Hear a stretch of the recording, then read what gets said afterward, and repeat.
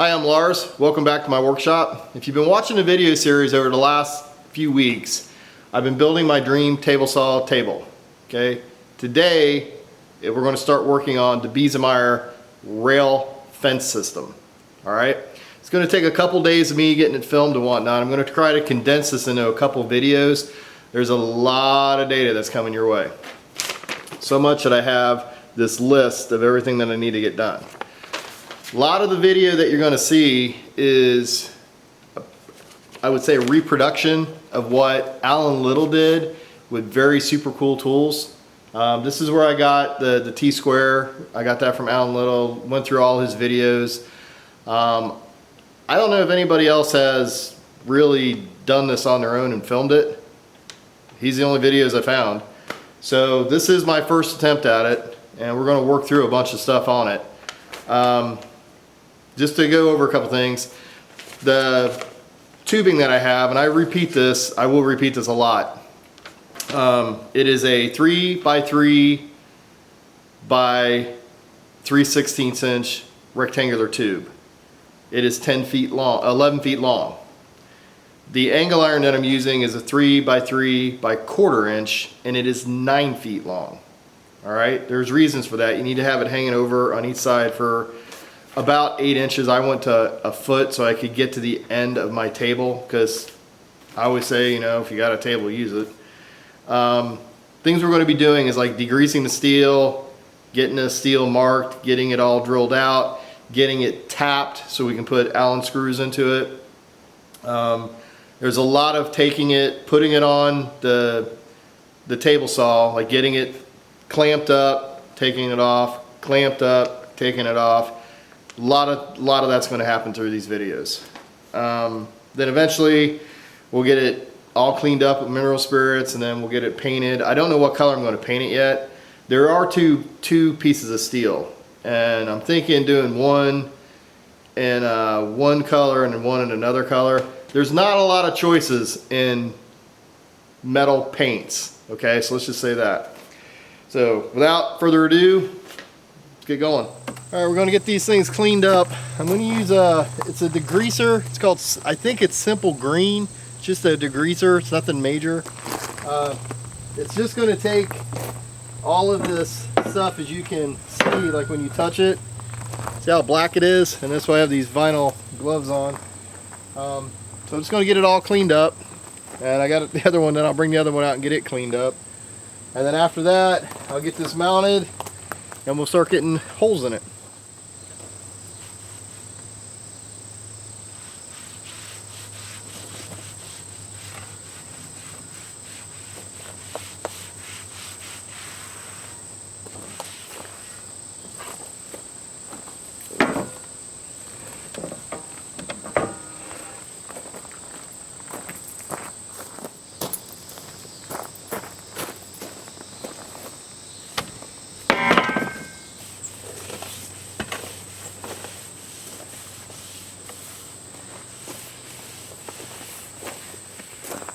Okay, I'm about to grind this thing off.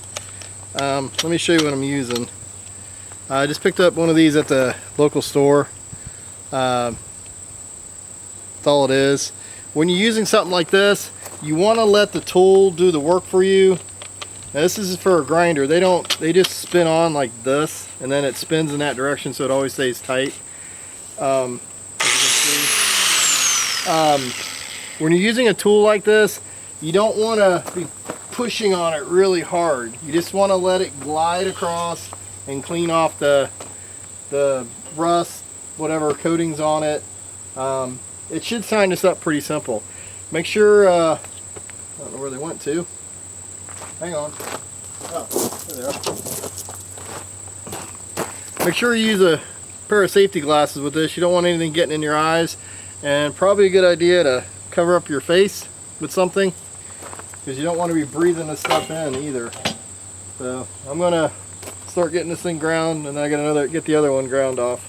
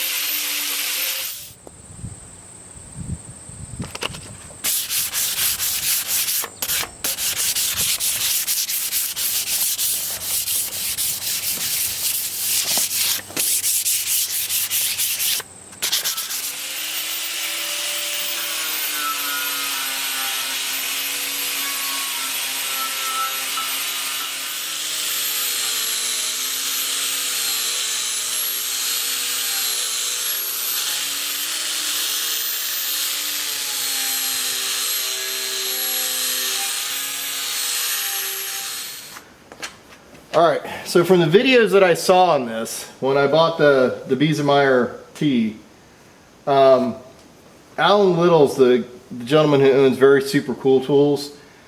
He's one of the owners. I don't know the other owner.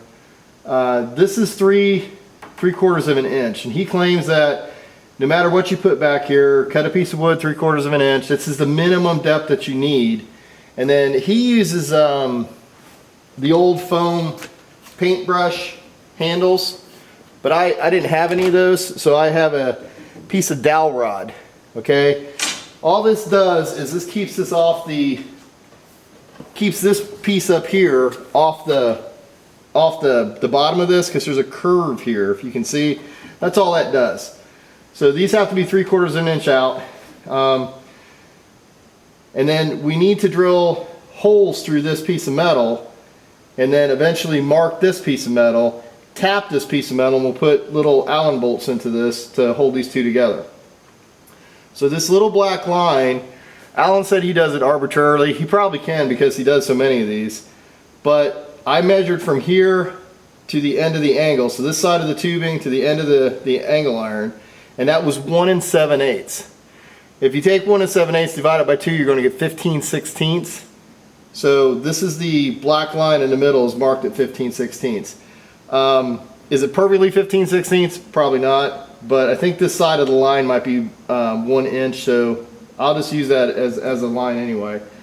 And now we just need to get these marked, get these scribed. All right, so the first thing I'm going to do, according to the instructions, is put a 1 inch line, scribe it in here, and you need something that's pretty sharp on each side.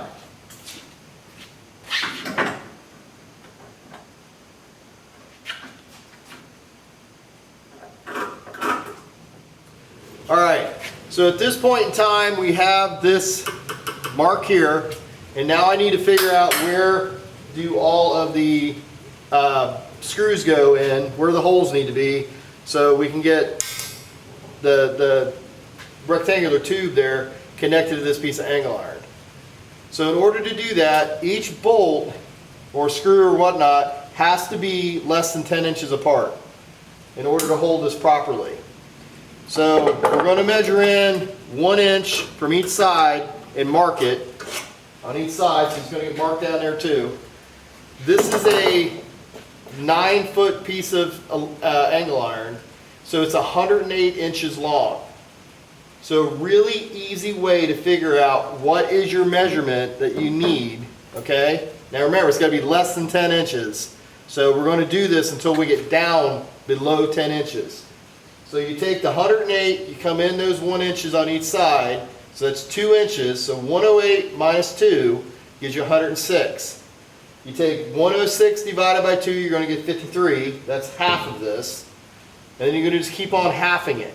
Okay, it's called binary sorting, searching, whatever you want to call it. But you got 53 divided by 2 is 26 and a half.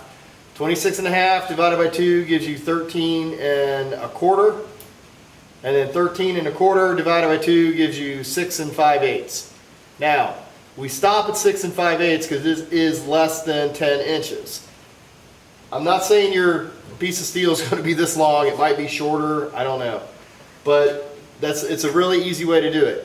Now, you take that 6 5/8 and you add it to where the 1 inch mark is. So my battery died, I'd replace it. Where we're at, I believe, have 1 inch on each end. You had the 106 and we did all the measurements and stuff there. So marking these off, you're going to mark that 1 inch. You're going to put a tape measure down. And you're going to measure in 6 5/8 off of that 1 inch. Okay, so that gives you 7 5/8. I highly recommend putting a chart together, and I'm going to leave it right there because it has a lot of information on it, of where your measurements need to go. Now, notice on the very first thing it says 1, and then 7 5/8. I said 6 5/8, but 7 5/8 is from the end, so I can just put a tape measure on the end and I'm not having to move this down each and every time. So I can just run this to the end and just start marking these things. Secondly, while I'm sitting here thinking about this angle iron, if I haven't said it before, is 3 inches by 3 inches by 1/4 inch thick. This rectangular tube is 2 inches, well, it's going to be registered as 3 inches by 2 inches. This one's by 3/16. It's the only one the shop had in stock. If you're looking for steel, you can go to places called, look them up on the internet, look them up on Google or wherever, and look for steel fabricators. Okay? You don't need to go to a big box store and order it or whatnot. This piece of angle iron here in Ohio, and I'll ping the place that I got it from. It's called Gingway Products. It's in Plain City, Ohio. This cost about 58 bucks, including the $7 cut, to make it 9 feet long. Because normally they come in 20 foot lengths. I didn't need 20 feet. I'm not going to tell you where this one came from, but again, this is like, 90 bucks.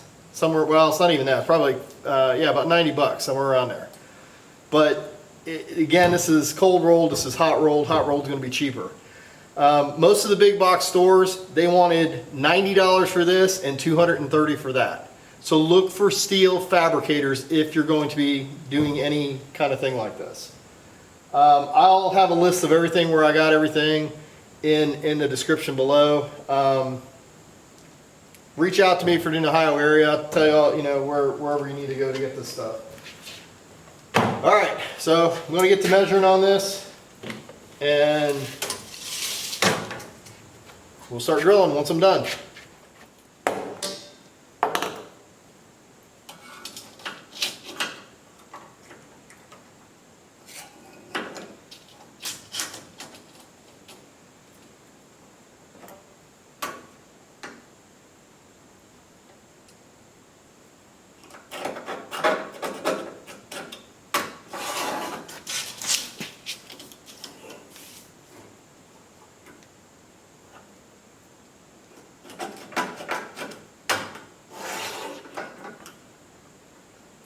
Okay, so combination square, you can use either way to measure. So I'm setting this up to my, well actually I'm just going to put it on where the line is and get approximately in the middle of that line best I can. And then I'm going to tighten up my square, and then I can just lay this down where I've marked the lines going this way,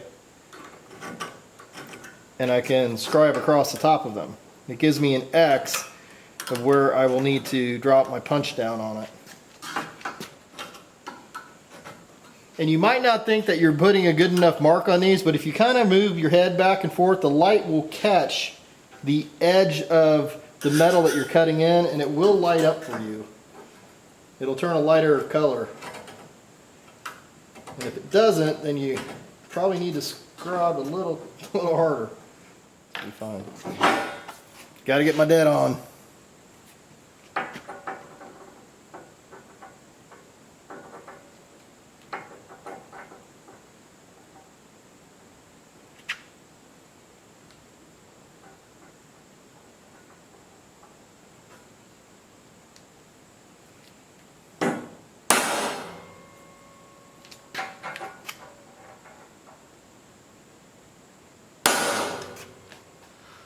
What we're about to do is doing some what's called step drilling, and you always want to do this when you're cutting through steel.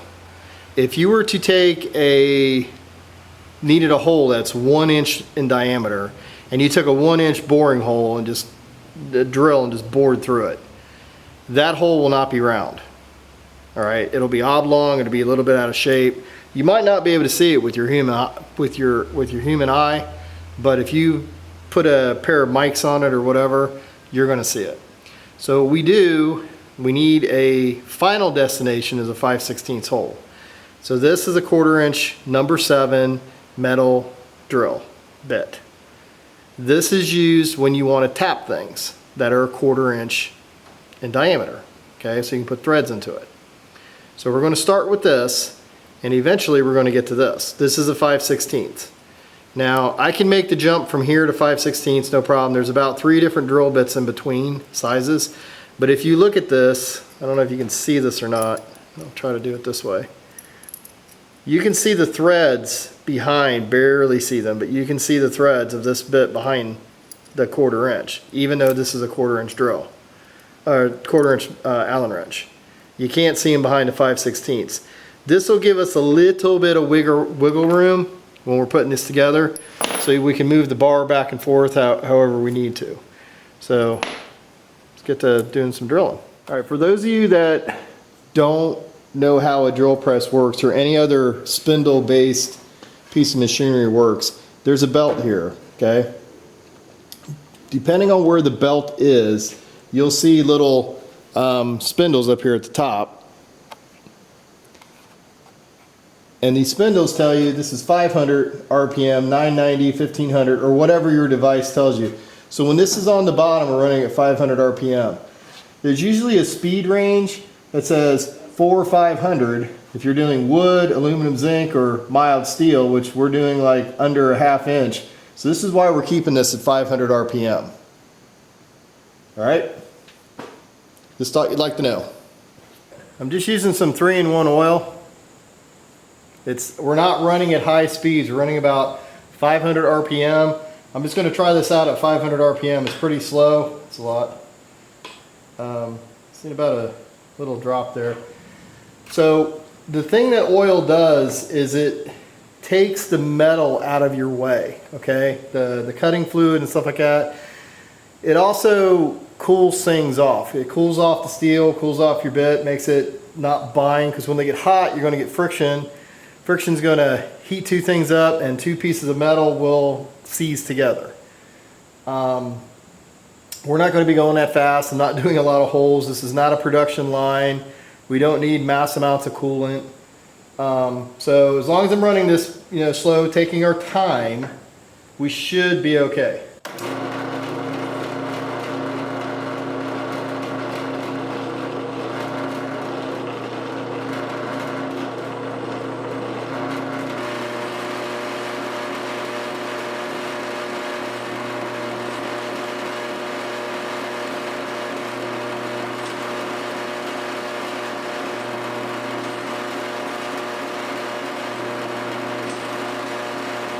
I just want to talk about one thing.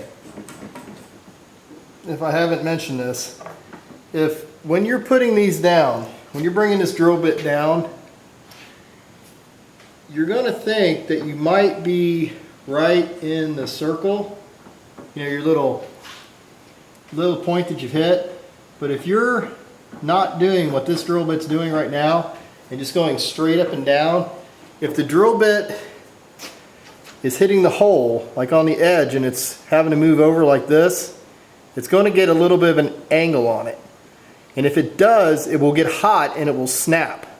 All right, because it's trying to cut on just one side. It's not cutting out of the flutes on both sides. It's just hitting on one side.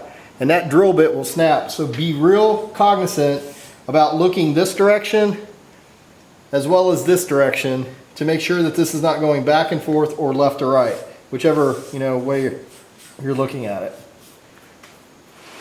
Okay, so we've got the holes in the angle iron.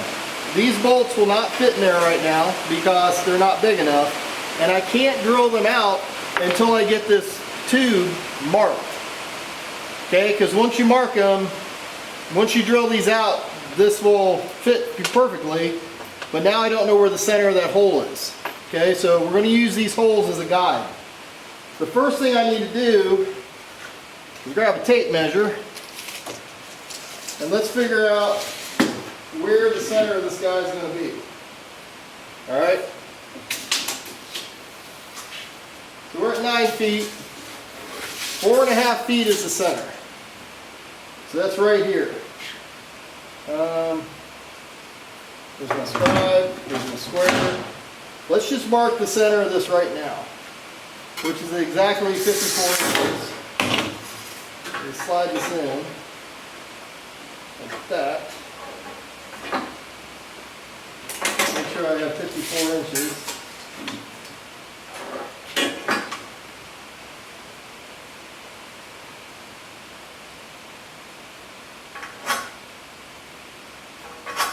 Looks good.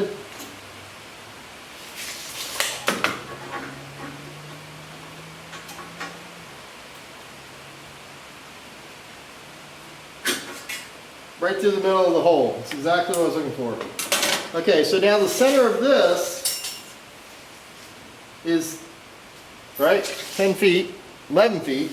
So 5 foot 5 foot 6 inches. So that's right about here. Now, being that this is cold rolled, I don't really need to scratch it. I can just kind of mark on it. Maybe I'll put a little bit of a scratch, and I'm pretty sure I can wipe it off later on. So I'm going to take that and just throw me a line across it, almost like a pencil. Yeah. So 5.5 feet. Now I've got 2x4s that I screwed to my bench. That's why this is not magic. It's not floating out here. It'd be really cool if it was, but can't use that kind of stuff. I'm not a magician. We're going to set this down here, and now I can just take those 2 lines and line them up. Alright, since we haven't mounted this to the bench, I don't know exactly where it's going to end up. Here's my little dowel rods. Here's my guides, my spacers that go in here. See, now they're starting to fall off. This doesn't really want to be there, right? So let's get some clamps going here. And we'll put one here in the middle. It makes no sense to be in the middle. There we are. Did we lose my line? Not too bad. It's back here.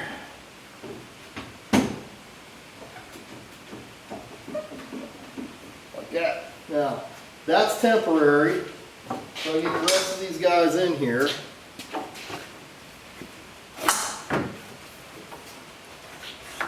It should be enough. 4 of them, equally spaced. Here is my piece of wood sitting out here.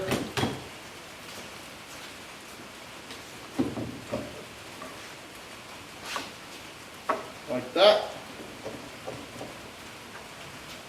Now, 13/16 is a very important number. Very important. So, 13/16. Hopefully, well, I don't think you can see that. But that's how thick this piece of wood is. So this goes underneath this 2x4 here. So let me put this down here. Let me pull this down. 13/16 right here. This board that I cut to 13/16 slides underneath this board. All right. Now, according to Alan Little, this guy gets clamped on the back like this,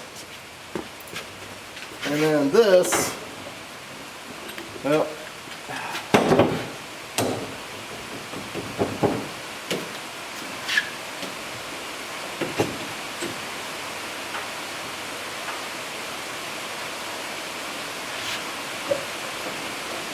okay, according to Alan Little, with this clamped on the back, this should be pretty flat in the front. You can put this on here, okay? I need to pull this backwards.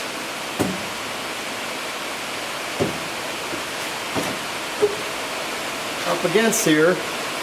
So this here and that line there should be lined up now, because they were lined up before. Now I can crank this up to 13/16. Now, this is on the top of the bench.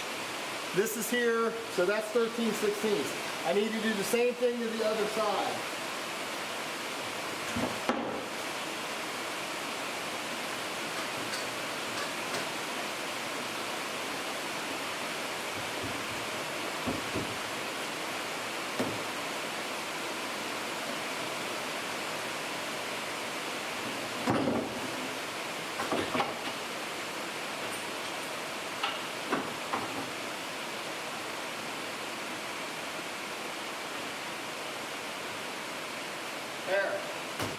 I needed to make sure that that's going to fit, so I got this in the right spot.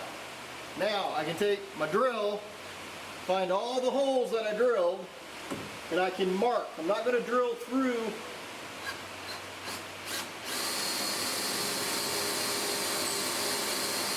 I'm just going to mark them a little bit. Then I'll take this back to the drill press, and I'll finish drilling out these guys with the 1/4 inch. Then I will tap it, and then we'll drill the angle iron to 5/16. Okay?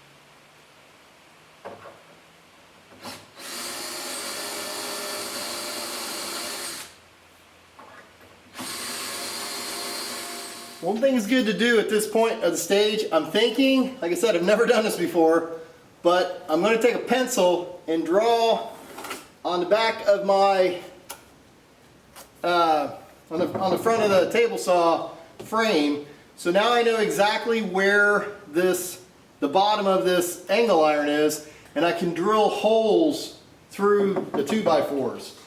Then the next time I get this mounted up here, I can go around the back side and I can tap, I can mark, put a punch mark with the drill where all of the holes are that I need to drill out the back of this. Then I can go back over, drill it out, do the 5/16 thing and all that crap, and we'll be able to mount this on the bench and actually test it out a little bit before we take it apart. Totally off here, take it all apart, clean it, prime it, paint it, and put it all back together. All right, let's try this out.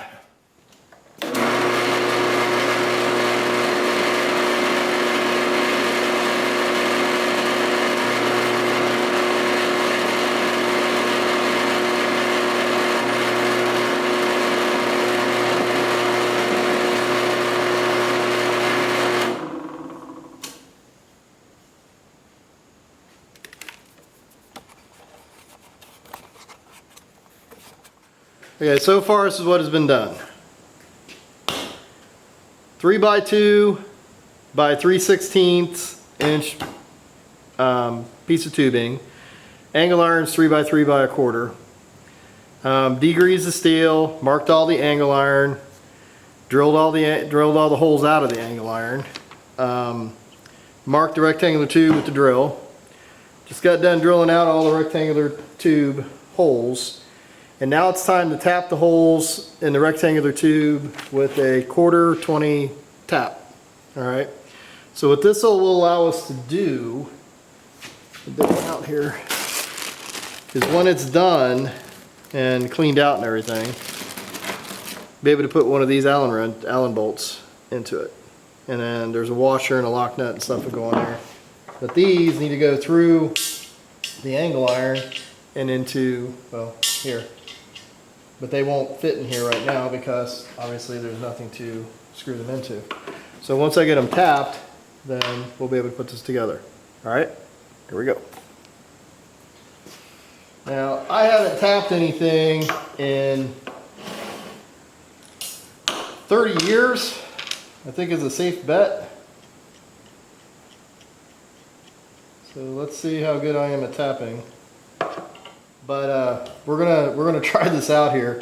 Now, the good thing about a tap, from what I remember, is they are forgiving. There are automated tapping systems, but one thing you want to do is make sure that your tapping tool stays straight. And the one thing you don't want to do is you don't want to just grind it in. Okay, so you want to get it started, and then you want to back it out a little bit, and then go back in.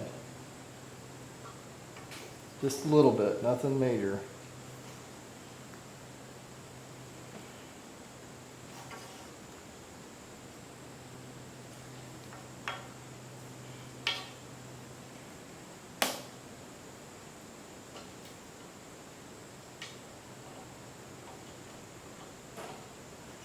And you want to keep some oil on it.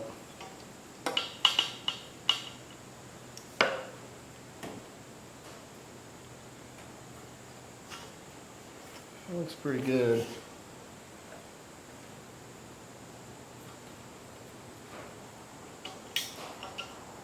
So you got to keep on coming back out a little bit because you got to clear the metal that you're cutting.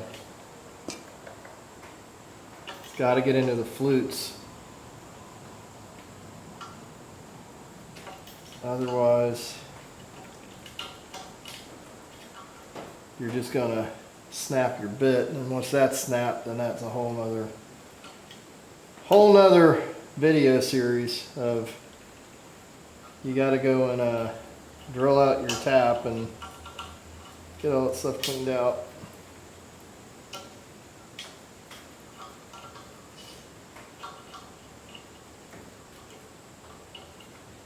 I'm not done yet, but I feel like the tap's got some stuff on it. So this should just go right back in, just like a bit.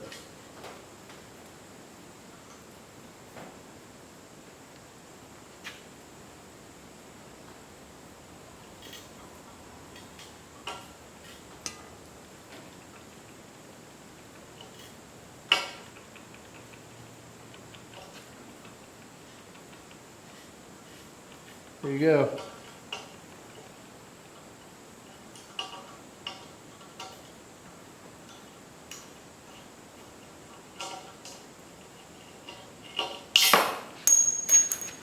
If I could just quit dropping my tap, that'd be great.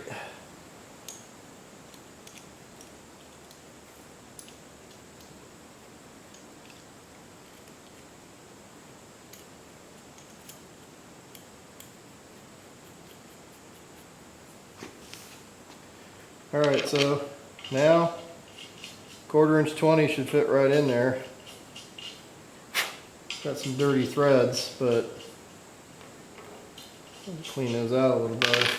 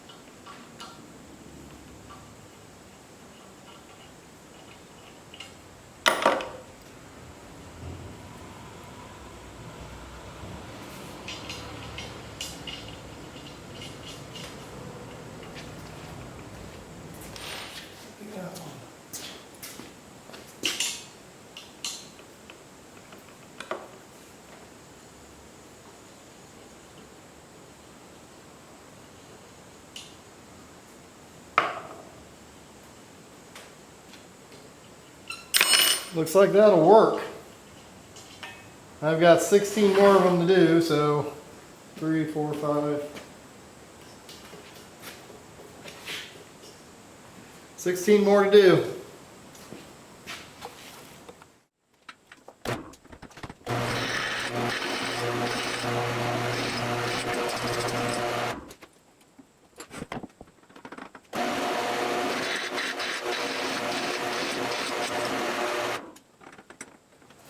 I'm just going to run the bolts through here with some lock washers and stuff just to make sure all the bolts line up. Because you just, you never really know until you know. So hopefully they do. There's supposed to be a little bit of play in these, so they seem to be going in pretty well. Once I get this done, What I need to do now is I need to drill holes in this, figure out what's the equidistance on the back side of this for all of the holes that need to go into the table. And then once that's done, pretty much I think that's it. I think I need to look at my list, but I believe that's it. All the tap drilling's done. So we've got the triangle, the rectangular tube drilled out, tapped, holes in the angle iron have been bored out to 5/16. If there was a reason, if you were doing this and your 5/16 hole was not lining up with the hole below, get a bigger drill for the angle iron, bigger than 5/16, and bore that out and use a bigger washer at the bottom, like a thicker washer also, but a bigger. You might have to step up a couple washers depending on the size of the hole. I still need to drill these out the same distance for, well, it's going to be a 1/4 inch drill, not a number 7 drill. It says on the instructions to do a number 7 drill, but if I do a number 7, I won't be able to get a bolt through it. Well, it's not this bolt, but it's another bolt. That's a 1/4 inch. So I need a 1/4 inch drill bit, maybe a 5/16. Then I need to mark the angle iron. I need to set this back down in there, set it back up, and put some punch marks or a drill mark on the back of this so I can drill this out. Now this will get a number 7 drill. I got to step drill this also, and then it will go with a 5/16, just like we did with this, because it's going to have a hole going through it. And then I have to countersink the other side so I can put a flat head screw in. Then I need to mark out the notches on my miter box, and that's pretty much it. And we're mounting this. Well, got to take the whole thing apart, clean it, prime it, and paint it. So I'm going to call this the end of this video. I'm going to continue on this. The next video will come out a lot faster than this one did. This took a lot of time and a lot of work to get to this point. So again, thanks for coming to my workshop. If you like the video, please click like. If you like this kind of stuff, subscribe. If you want to see it when it comes out, click the alert button. Any questions or anything, please fill out the comments and I'll answer them ASAP. Have a good day.